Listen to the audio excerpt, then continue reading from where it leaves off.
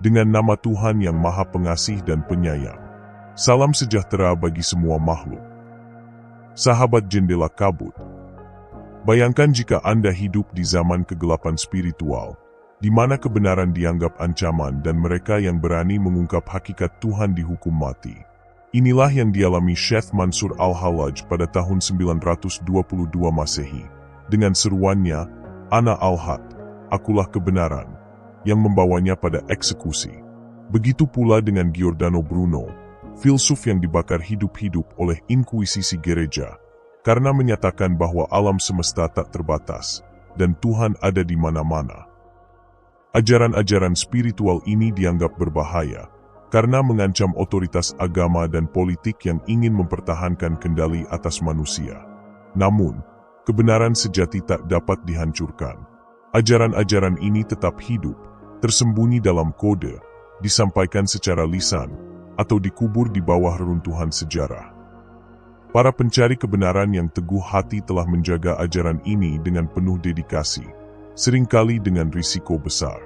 Mereka menyimpan rahasia spiritual dalam simbol-simbol, puisi, dan karya seni yang hanya dapat dimengerti oleh mereka yang telah mencapai pemahaman mendalam.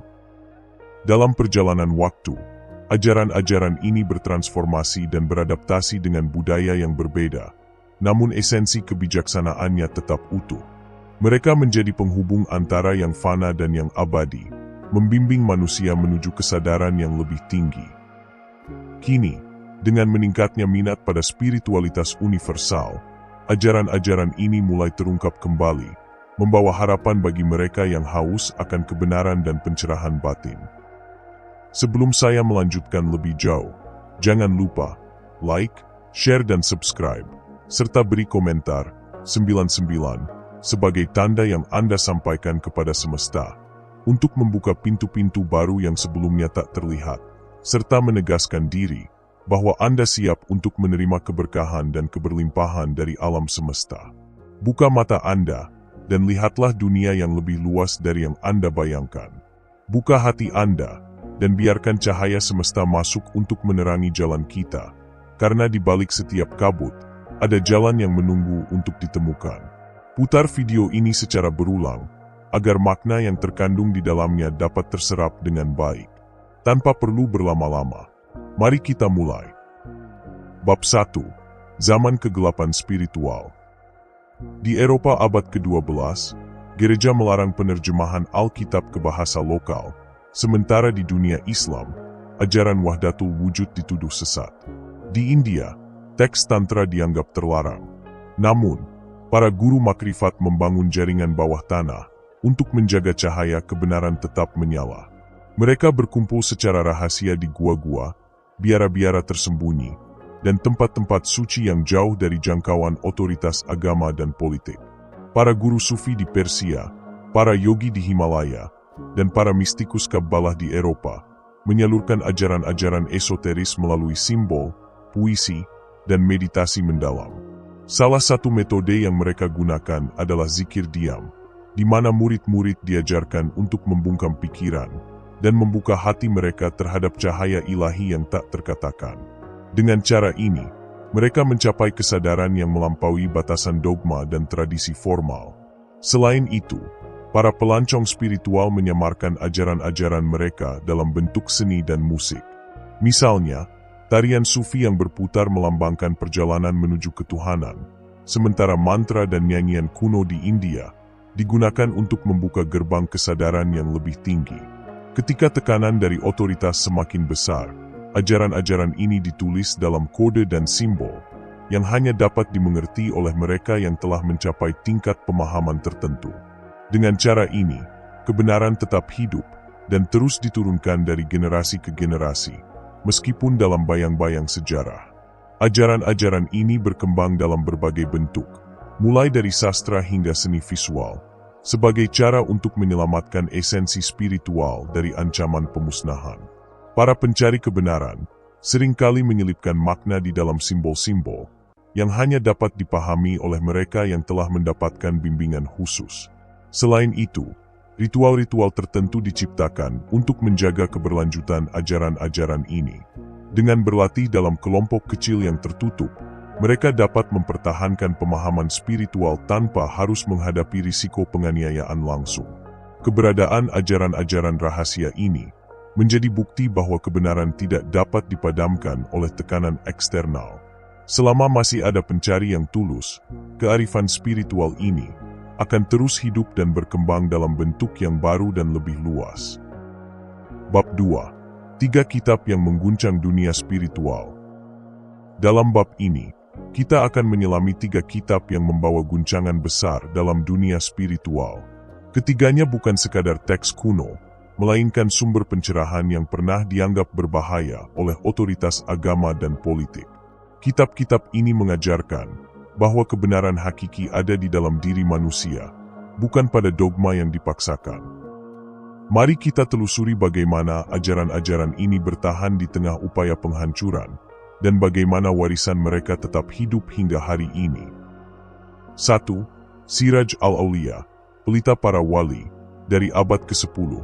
Kitab ini mengajarkan bahwa Tuhan bukanlah entitas di langit ketujuh, melainkan cahaya yang menyala di dalam hati manusia. Ajaran ini dihancurkan karena dianggap menghapus batas antara Tuhan dan hamba. Ajaran ini menekankan bahwa pengalaman spiritual sejati hanya dapat dicapai melalui penyatuan hati dan pikiran dengan cahaya ilahi. Para pengikutnya diajarkan untuk melepaskan ego dan mendekatkan diri kepada Tuhan melalui zikir dan meditasi mendalam. Para guru sufi yang menjaga warisan ini seringkali menggunakan puisi dan musik sebagai medium untuk menyampaikan makna yang tersembunyi, sehingga ajaran-ajaran ini dapat bertahan di bawah tekanan otoritas yang menentangnya. Selain itu, konsep ini menginspirasi banyak tradisi spiritual lain di dunia Islam, dan bahkan mempengaruhi pemikiran mistik di berbagai budaya lain. Meski dilarang dan dihancurkan, gagasan tentang Tuhan yang bersemayam dalam hati manusia tetap hidup, melalui ajaran-ajaran para wali yang tersebar di berbagai belahan dunia. 2. Manuskrip Naq Hammadi, ditemukan di Mesir pada tahun 1945. Teks Gnostik ini berisi sabda Yesus yang kontroversial. Barang siapa mengenal dirinya, ia akan menemukan kerajaan Tuhan, dan kerajaan itu ada di dalam dirimu. Gereja awal membakar 90% teks ini karena ajaran Gnostik mengajarkan keselamatan melalui pengetahuan spiritual. Penemuan ini membuka wawasan baru tentang ajaran Yesus, yang berfokus pada pencapaian kesadaran ilahi melalui introspeksi dan pemahaman diri. Gnostisisme menekankan bahwa keselamatan tidak datang dari otoritas eksternal, melainkan dari pencerahan batin yang mendalam. Para Gnostik percaya bahwa dunia material adalah ilusi yang menghalangi manusia untuk mengenali esensi spiritual sejati mereka. Oleh karena itu, mereka mencari pengetahuan rahasia atau gnosis untuk membebaskan diri dari belenggu materi dan menyatu dengan sumber ilahi. Manuskrip ini juga menyingkap ajaran-ajaran yang berlawanan dengan dogma gereja pada masa itu, yang mengutamakan otoritas hierarkis dan ritual formal. Karena itu, teks-teks ini dianggap berbahaya dan dihancurkan untuk menjaga kekuasaan institusi agama. 3. Syair Ibnu Arabi, yang menyatakan bahwa manusia dapat mencapai makom ketuhanan. Pada tahun 1299, Sultan Ottoman memerintahkan pembakaran semua karyanya, karena dianggap mengancam klaim Sultan sebagai bayangan Tuhan di muka bumi. Ibnu Arabi percaya bahwa manusia memiliki potensi untuk menyatu dengan esensi ilahi, melalui perjalanan spiritual yang mendalam. Ajarannya menekankan pentingnya pengalaman langsung dan pencerahan batin, sebagai jalan menuju kesatuan dengan Tuhan. Ajaran-ajaran Ibnu Arabi yang revolusioner ini membangkitkan ketakutan di kalangan penguasa saat itu, karena itu dapat meruntuhkan hierarki keagamaan yang kaku. Dengan membakar karyanya, otoritas politik berusaha membungkam pemikiran yang membebaskan dan memberdayakan individu untuk menemukan Tuhan dalam dirinya sendiri. Namun, meskipun karyanya dihancurkan, pengaruh Ibnu Arabi tetap hidup melalui para muridnya yang secara diam-diam menyebarkan ajaran tasawuf di berbagai belahan dunia Islam. Warisan spiritualnya terus menginspirasi pencari kebenaran hingga hari ini.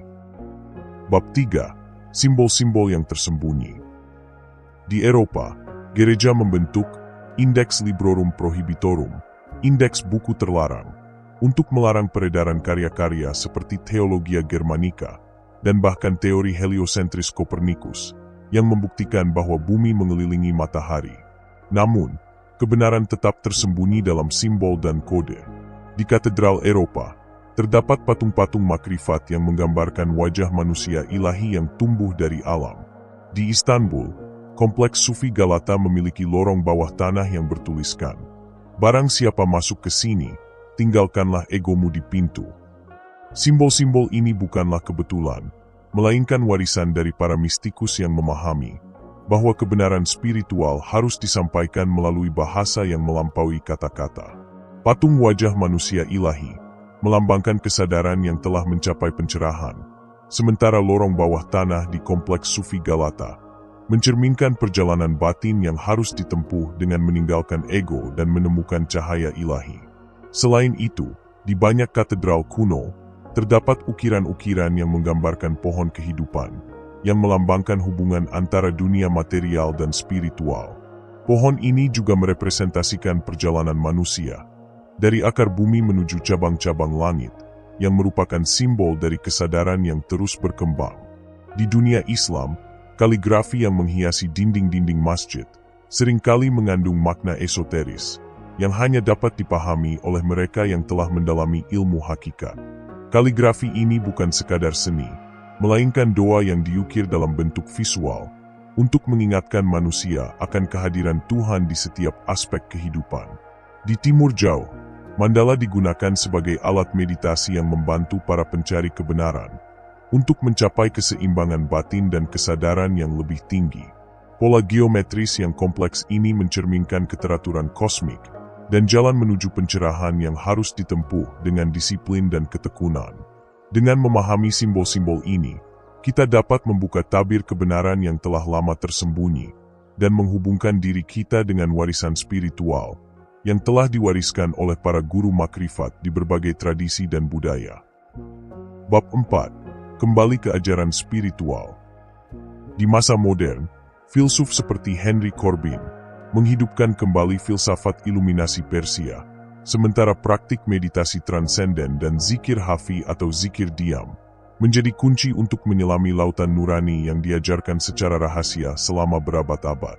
Namun, membongkar kebenaran yang terkubur, ibarat membuka jurang yang indah tetapi mematikan bagi mereka yang tidak siap. Di Iran pada tahun 2000-an, seorang sufi dari tarekat Nimatullahi dipenjara karena mengajarkan bahwa salat sejati adalah penyatuan dengan Tuhan, bukan sekadar gerakan fisik. Ajaran-ajaran ini menantang otoritas agama yang kaku dan memperkenalkan konsep pengalaman spiritual yang mendalam.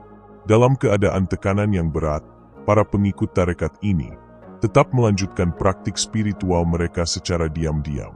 Mereka seringkali berkumpul di tempat-tempat tersembunyi untuk bermeditasi dan melaksanakan zikir dan menciptakan ikatan batin yang kuat dengan Tuhan. Bahkan di dalam penjara, sufi tersebut terus menginspirasi murid-muridnya untuk mencari kebenaran sejati dalam hati mereka sendiri. Selain itu, ajaran ini menyebar melalui puisi, musik, dan seni kaligrafi yang mengandung makna esoteris, memungkinkan pesan-pesan spiritual tetap hidup meskipun dikejar oleh otoritas yang berkuasa. Dengan cara ini, kebenaran hakiki tetap bertahan dan menyentuh hati mereka yang haus akan pencerahan. Bab 5. Merenungi kebenaran sejati. Pertanyaannya, perlukah kita menggali kembali ajaran-ajaran spiritual ini di zaman yang penuh kebisingan? Kebenaran adalah hak semua orang, tetapi juga membutuhkan hati yang bersih dan bimbingan spiritual yang murni. Seperti kata Rumi, cahaya sejati takkan pernah padam oleh tiupan angin kebodohan. Jadilah pencari, bukan pengikut. Jadilah pemberani, tetapi tetap rendah hati. Karena kitab terbesar bukanlah yang tertulis di atas kertas, melainkan yang terukir di hati dan jiwa kita. Dalam perjalanan spiritual, kita diajak untuk terus menggali makna tersembunyi di balik setiap pengalaman hidup. Kesadaran yang mendalam membuka pintu menuju cahaya ilahi yang selalu hadir dalam keheningan hati. Dengan melepaskan ego dan keterikatan duniawi, kita dapat merasakan getaran cinta yang menghubungkan kita dengan Sang Pencipta. Setiap langkah yang diambil dalam pencarian kebenaran akan membawa kita lebih dekat pada pemahaman hakiki tentang diri sendiri dan alam semesta. Dalam proses ini, kita belajar untuk menerima ketidaksempurnaan sebagai bagian dari perjalanan menuju kesempurnaan spiritual. Kesabaran dan keikhlasan menjadi kunci dalam menjaga api spiritual tetap menyala. Dan dengan terus berzikir dan merenung, hati yang gelisah perlahan-lahan menemukan kedamaian dan ketenangan yang sejati. Para pencari kebenaran di sepanjang sejarah telah meninggalkan jejak cahaya yang dapat kita ikuti. Dari ajaran para sufi hingga kearifan mistik timur, semuanya mengajarkan pentingnya mencintai dan melayani sesama sebagai manifestasi cinta kepada Tuhan. Menghargai setiap momen sebagai anugerah ilahi dan mensyukuri keberadaan kita di dunia ini adalah bentuk ibadah yang paling sederhana namun mendalam. Dengan hati yang bersih dan pikiran yang jernih, kita dapat melihat keindahan Tuhan dalam setiap ciptaannya. Dengan memahami bahwa kebenaran sejati terletak di dalam hati, kita diajak untuk melepaskan prasangka dan membuka diri pada cinta tanpa syarat. Inilah jalan menuju pencerahan yang telah diajarkan oleh para guru spiritual sepanjang masa. Akhirnya, perjalanan ini bukanlah tentang mencapai tujuan tertentu, melainkan tentang terus berjalan dengan kesadaran penuh cinta yang tulus. Seperti Rumi berkata, "Berjalanlah, meski kau tak tahu kemana jalan itu membawamu, karena cinta akan membimbingmu." Penutup. Jika Anda merasa video ini bermanfaat, bagikanlah cahaya spiritualitas ini. Ajaran spiritual apa yang menurut Anda masih terkubur di zaman ini? Tinggalkan komentar Anda. Sampai jumpa di perjalanan spiritual berikutnya. Semoga cahaya kebijaksanaan senantiasa menerangi jalan kita. Teruslah mencari, teruslah belajar, dan teruslah berbagi kebaikan. Terima kasih sudah mendengarkan hingga akhir. Salam, selamatlah alam semesta beserta isinya.